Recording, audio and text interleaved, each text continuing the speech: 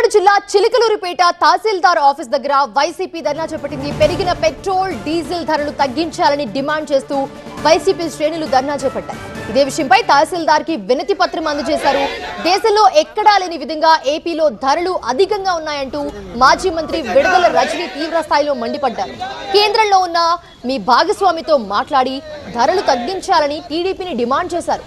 పెరిగిన రేట్లతో సామాన్య ప్రజలు అల్లాడిపోతున్నారన్నారు రజనీ. ఈ రోజున దాదాపు ఈవెన్ మనం ఢిల్లీతో పోలిస్తే 10 రూపీస్ ఎక్కువ ఆంధ్రప్రదేశ్ రాష్ట్రంలో ఈ రోజు పెట్రోల్ డీజిల్ ధరలు మనకి ఎక్కువగా ఉన్నాయి.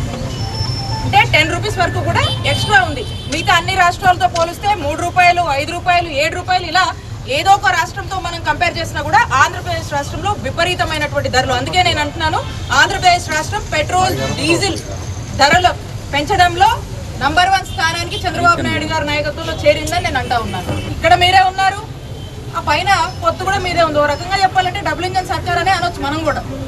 డబుల్ ఇంజన్ సర్కార్. మరి టీడీపీ మీరు భాగమై ఉన్నారు. మరి మీరు భాగమై ఉన్నప్పుడు మీ మేనిఫెస్టోలో చెప్పినటువంటి మాట మీరు నిలబడాలి. నిలబడేందుకు మీరు కృషి చేయాలి కదా. ఇవేమీ చేయకుండా ఎక్కడ లేనటువంటి రేట్లు ఓన్లీ మన రాష్ట్రంలోనే ఈ ప్రజల మీద విధించారంటే ఎందుకు మీకు ఈ ప్రజలంటే ఇంత కక్ష?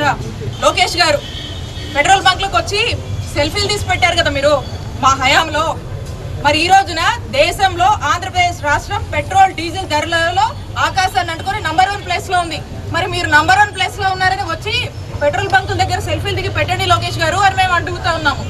కేంద్ర ప్రభుత్వంతో మాట్లాడతారా లేదా మీరే మాట్లాడుకొని తగ్గిస్తారా? అది మీ ఇష్టం. ఇమీడియట్ గా ప్రజల నుంచి ప్రజలకు ఇబ్బంది కలగకుండా ప్రజల మీద మోపుతున్నటువంటి ఈ భారాన్ని తగ్గించి తక్షణమే పెట్రోల్ డీజిల్ ధరలు తగ్గించి సెల్ఫీ దిగి పెట్టండి అని మేము హెచ్చరిస్తా ఉన్నాం.